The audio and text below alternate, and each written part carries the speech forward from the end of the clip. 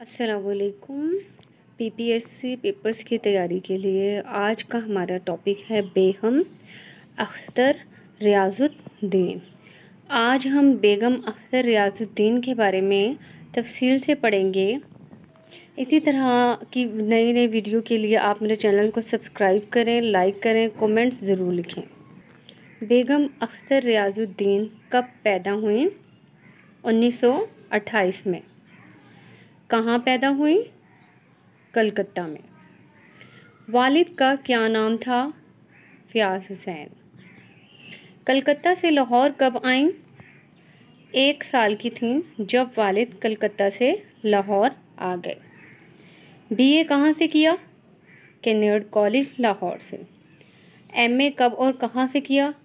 1949 में government college Lahore से।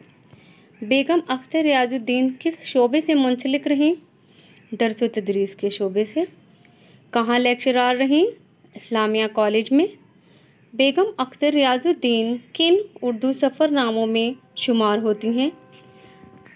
जदीद उर्दू सफ़रनामे की अहम तरीन तख्लीक़कारों में। बेगम अख्तर रियाजुद्दीन की तसानीफ़ 7 समंदर पार 1963 में सफ़रनामा। धनक पर कदम 1959 में सफ़रनामा।